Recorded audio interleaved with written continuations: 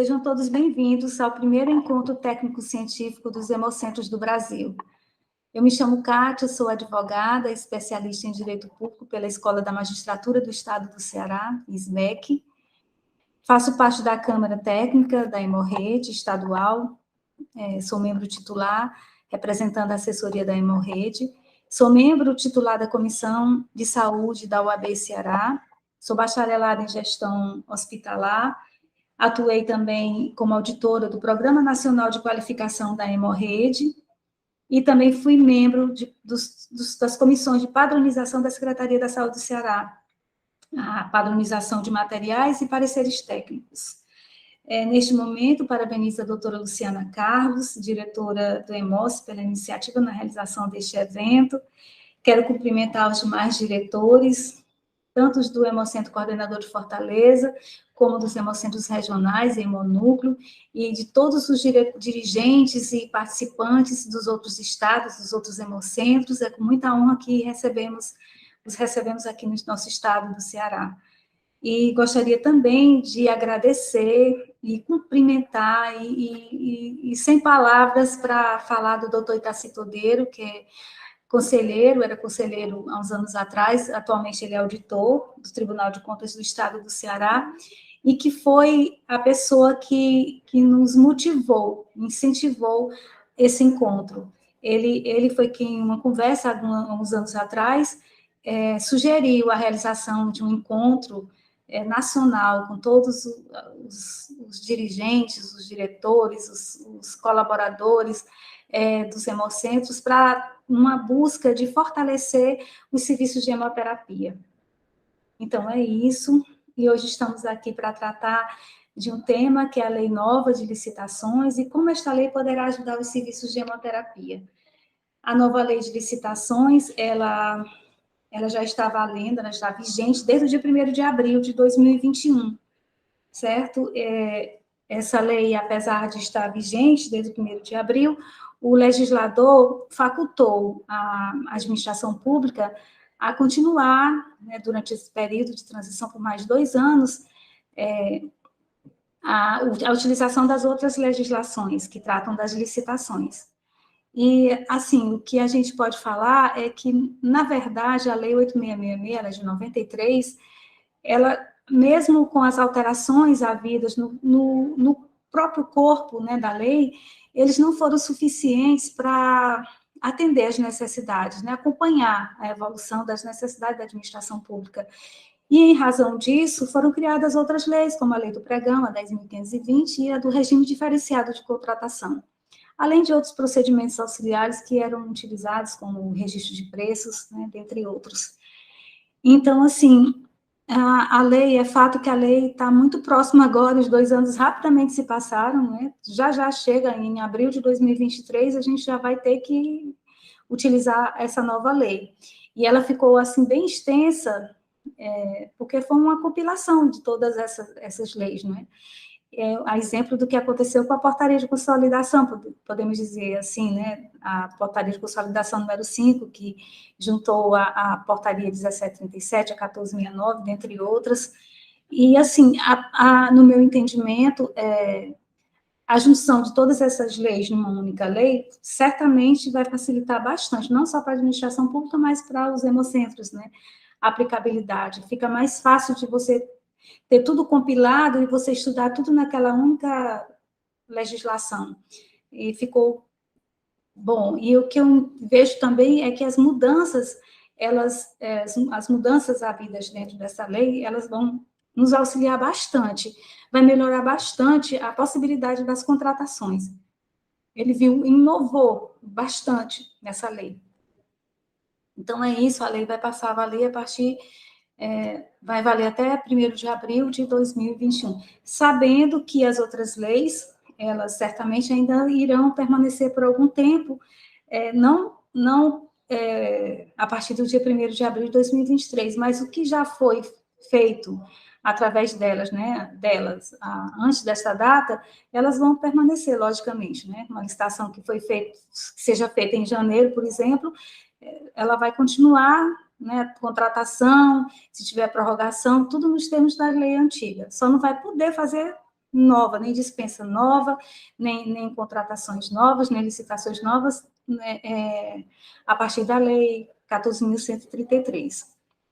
Sempre na escolha, uma vez escolhida uma legislação para utilizar, tem que permanecer com ela até o final, não pode haver uma mistura dessas leis.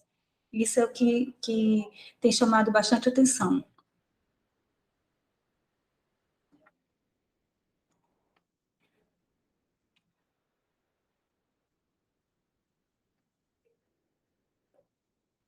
Na sequência, nós trataremos aqui de falar sobre os princípios. É uma outra inovação. Os princípios, eles antes, de forma explícita, nós tínhamos só os 5 princípios que já eram bastante já conhecidos, que é o princípio da legalidade, da impessoalidade, da moralidade, da publicidade, da eficiência. E os outros princípios que estavam implícitos na lei, eles agora não, estão de forma explícita dentro do corpo da lei, digamos assim, né? Então, ficaram bastante princípios aí para a gente observar, né, se nortear através deles, que é os princípios do interesse público, da probidade administrativa, da igualdade, do planejamento, da transparência, da eficácia, da segregação de funções, da motivação, da vinculação ao edital, do julgamento objetivo, da segurança jurídica, da razoabilidade, da competitividade, da proporcionalidade, da celeridade, da economicidade e desenvolvimento nacional sustentável.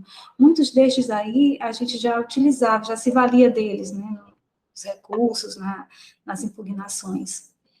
E as novas modalidades de licitação é que a tomada de preço e o convite foram excluídos, agora passaram a ser modalidades licitatórias: o pregão, a concorrência, o concurso e o leilão.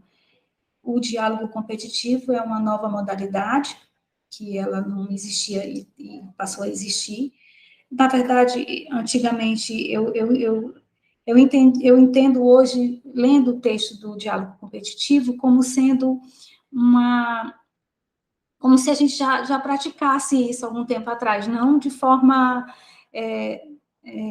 sistematizada, mas a gente fazia isso quando recebia alguém com a tecnologia nova, que vinha pedir para validar, e trazia uma novidade, principalmente nessa área da hematologia, né, da hemoterapia, digamos assim. Então, o diálogo competitivo é uma modalidade de licitação para a contratação de obras, serviços e compras em que a administração pública ela realiza os diálogos com os licitantes, previamente selecionados, mediante os critérios objetivos, com o intuito de desenvolver uma ou mais alternativas capazes de atender às suas necessidades, devendo os licitantes apresentar a proposta final após o encerramento dos diálogos. Então, como é que acontece isso? É feito um edital prévio, né, lançado. Esse edital tem que ser divulgado com 25 dias úteis de antecedência. É um edital de pré-seleção. E os possíveis, digamos assim, fornecedores que possam trazer soluções para aquele problema, né, que a administração está necessitando. E aí, a partir disso, da seleção, ela vai ter o diálogo, né, o diálogo em apartado, não é todo mundo junto, misturado, vai convocando e vai dialogando e até chegar numa saída, e depois dessa saída é feito um novo edital, né, que é divulgado no prazo mínimo de 60 dias úteis. Aí que vai ocorrer a fase competitiva, propriamente dito. A gente não tem ainda a noção como é que isso vai acontecer. Quando a gente realmente for aplicar, é que a gente vai conseguir compreender melhor essa modalidade de licitação, como a gente deverá utilizar. A outra mudança trazida, que na verdade ela já existia no pregão eletrônico, né, no pregão, na modalidade do pregão, é a fase da licitação, que ela já havia sido superada, digamos assim, essa dificuldade que tinha, que atrasava, demorava muito o processo licitatório, que era você selecionar as propostas e só ia para a licitação, participar da licitação, quem tivesse passado da fase ali das propostas, tudo demorava muito. E aí foi investida essa fase da licitação dentro do pregão.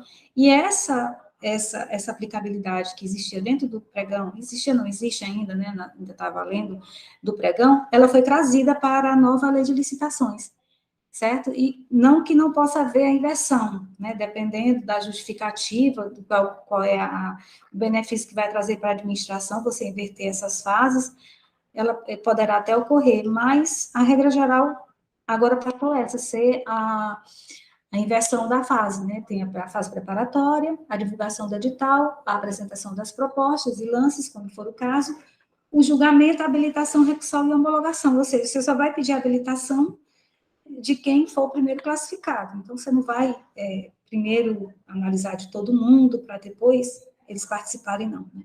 Primeiro, entrega os documentos, tem o certame, chama para apresentar o documento, para ver a documentação de quem for o classificado.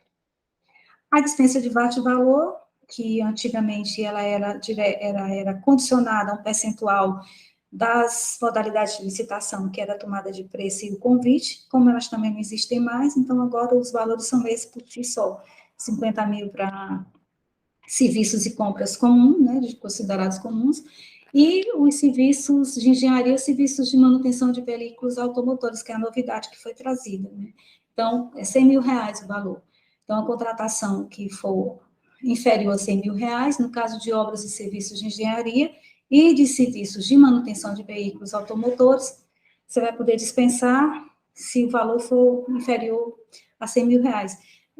Observando-se ainda aqueles mesmos critérios, né? A anualidade, para não haver fracionamento, né? Não fugir da licitação, os mesmos requisitos que a gente utilizava, só mudaram os valores.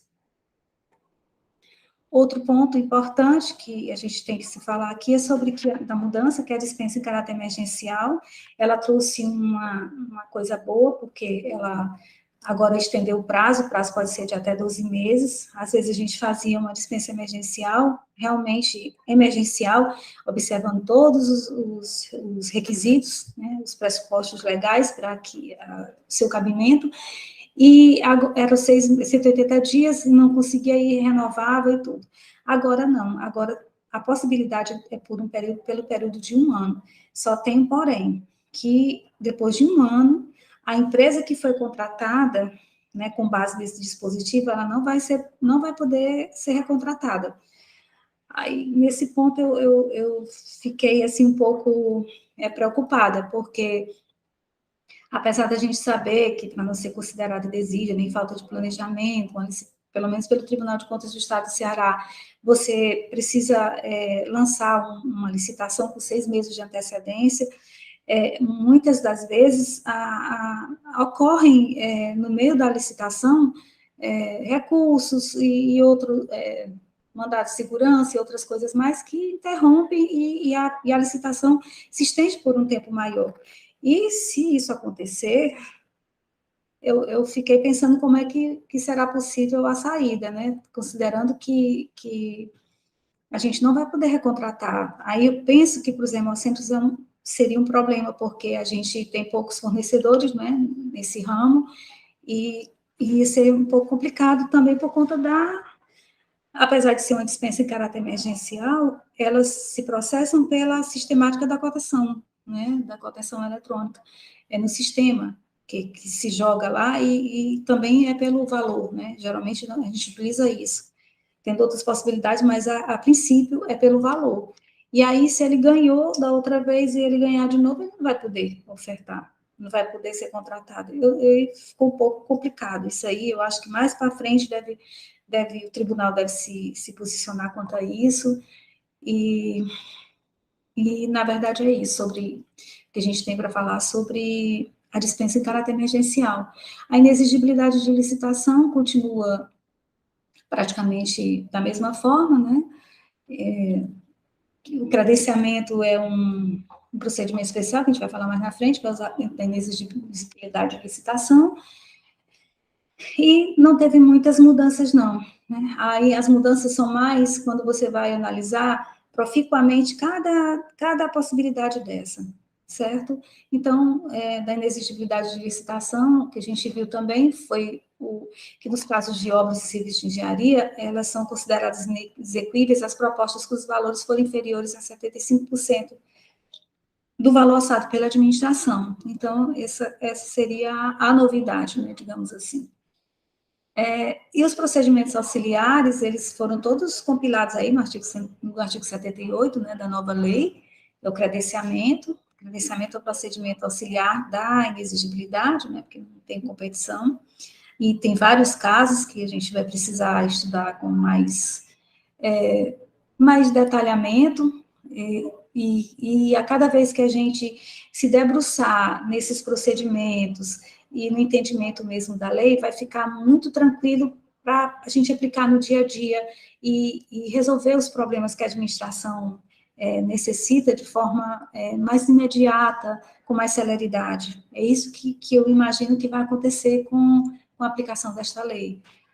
Certo? Então, nós temos o credenciamento, a pré-qualificação. Credenciamento até a gente já conhecia, né? A pré-qualificação também, já se ouvia falar. Procedimento de manifestação de interesse, novidade, sistema de registro de preço a gente já utilizava, e o registro cadastral.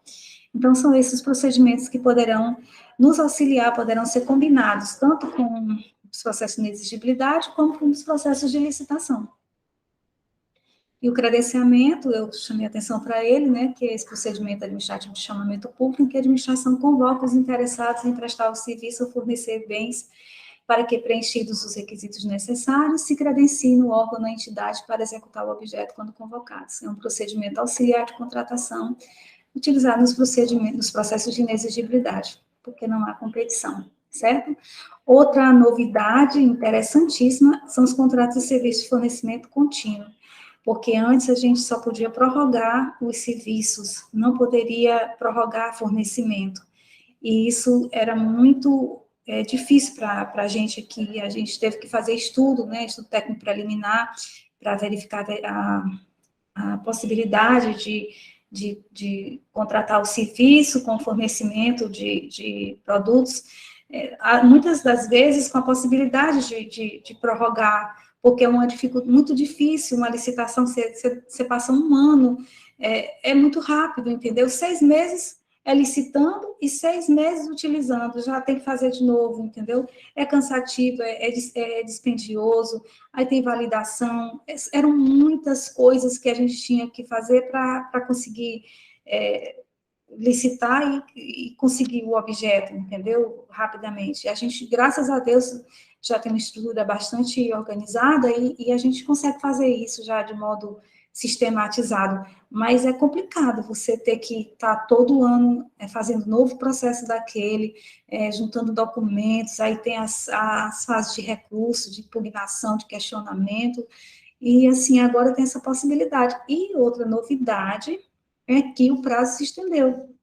Haverá a possibilidade de prorrogar por 10 anos, né, esses contratos de serviço e de fornecimento contínuos. E desde que a administração, logicamente, comprove a vantagem econômica, né? E a outra novidade é que você pode até chamar o fornecedor para negociar, né? Negociar os preços, ou então extinguir o contrato.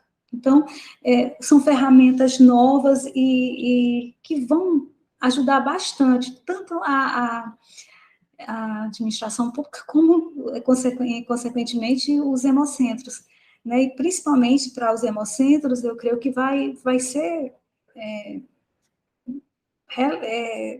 bom demais essa situação, porque a gente vai poder ter em mãos mais ferramentas, mais possibilidades, diante de um mercado pequeno, entendeu? De fornecedores, esse monte de institutos aí juntos, a gente vai poder trabalhar com eles de uma forma a dar mais efetividade aos processos.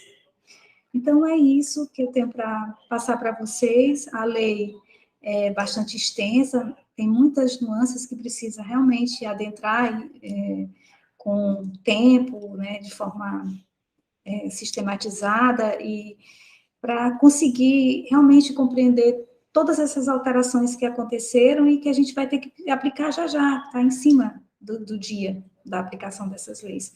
E aqui no âmbito do Estado, só enfatizando que as nossas licitações, elas acontecem na Procuradoria-Geral do Estado, né, a Central de Licitações funciona lá, a gente prepara todo o processo aqui, tudo encaminhado para lá, então a gente depende realmente da Procuradoria, a liberação e autorização para a gente realizar as novas licitações no formato da Lei Nova, da 14.133. Então, meu agradecimento a todos e sejam todos muito bem-vindos, e a gente já espera, com esse primeiro encontro, né, de muitos que certamente haverão, no decorrer dos anos aí para frente, a gente possa cada vez mais estarmos unidos para fortalecer esse serviço de hemoterapia público, primando pelo princípio da universalização da saúde, do acesso ao sistema de hemoterapia público, e são lutas que a gente precisa chegar junto para vencer. Então, muita gratidão e um abraço a todos. Obrigada, doutora Kátia. Eu gostaria de fazer ampliar um pouco mais esse agradecimento. Doutora Kátia, infelizmente, não estará aqui conosco por uma indisponibilidade de saúde, mas eu acho que